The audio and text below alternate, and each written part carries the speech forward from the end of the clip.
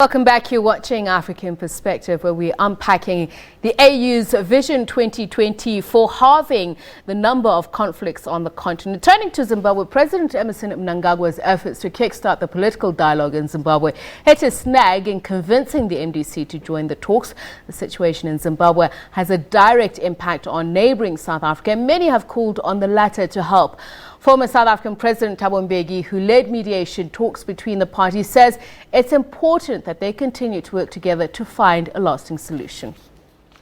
Sophia, I saw a few days ago that the ANC had sent a delegation to Zimbabwe, led by Secretary General Makhosini, to go and engage the governing party, ZANU-PF.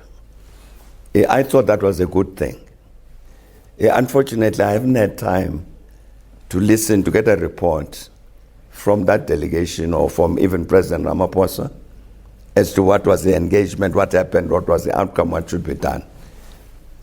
Because I'm quite certain that as ANC and even as South Africa, we would be very interested to contribute to whatever we can to assist our neighbors. These are our own people, these are our own brothers, our own sisters, to give whatever assistance they may require and require of us, and we can do it. But I'm saying for me immediately, I would think the best thing for me to do is really to get this report from the ANC as to the delegation that did go to Harare. What was discussed? What was the outcome? What's the view? What do we do next? Because that's what would help me personally in terms of proposing both to ZANU-PF and whoever else, including the MDC, as to what it is that might be done. As the incumbent president of South Africa, Cyril Ramaphosa met with his counterpart from Zimbabwe, Emmerson Mnangagwa, on the sidelines of the AU summit. They're facing enormous challenges.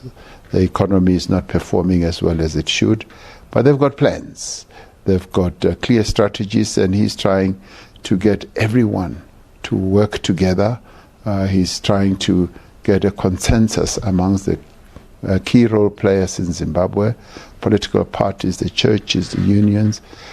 So every country goes through its ups and downs, and they need space. They need an opportunity to get over some of the upheavals that they have had, so that they can then move on and get on with the task of building a durable economy and make sure that the Zimbabweans get a better life. And as we have said in the past, ministers of finance on both sides have been meeting, governors of the central banks on both sides have been meeting, and they are going to finalize a report and table it to myself and President Mnangagwa.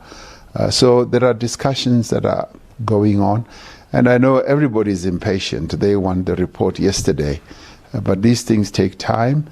We need to analyze everything very, very carefully.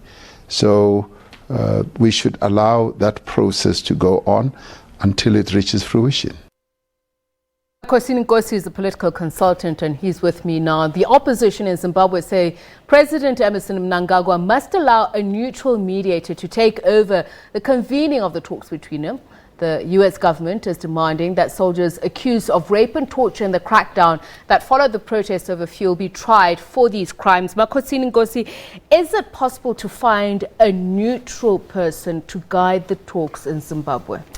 I think Zimbabwe is unique and quite different to South Africa in the sense that it's a highly polarized nation. Highly polarized. ZANU-PF is on one side and the MDCs are on the other side.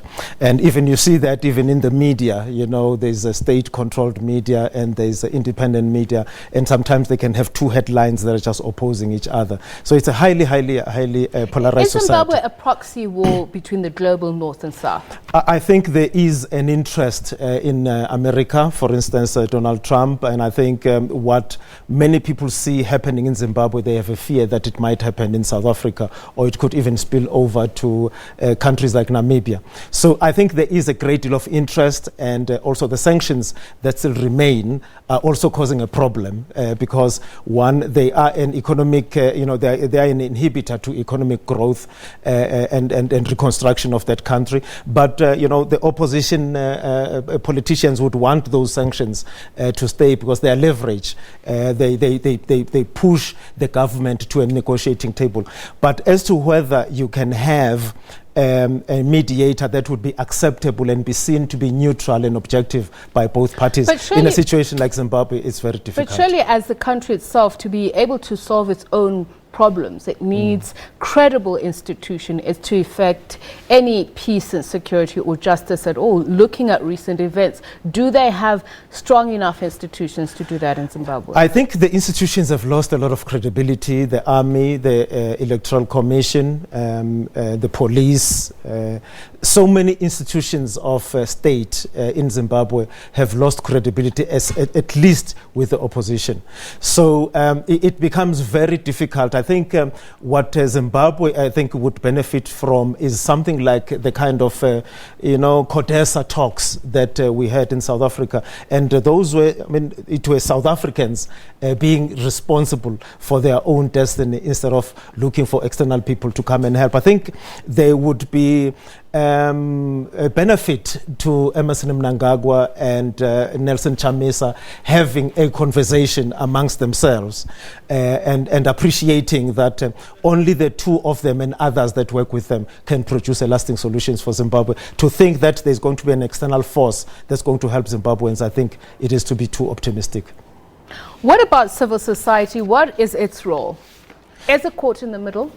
I think there is a disconnect between civil society of Zimbabwe and South Africa and other countries, and I think we leave everything to our leaders, governments, to regulate relationships between two, because I think there is a great deal of sympathy by South Africans for Zimbabweans, not just because Zimbabweans come to South Africa, but because they are our brothers and sisters and would want them to have prosperity in their country. Makhosini Nkosi, let's take a look at another area of conflict, that is the Ivory Coast. It's likely that they may face political turmoil. There are concerns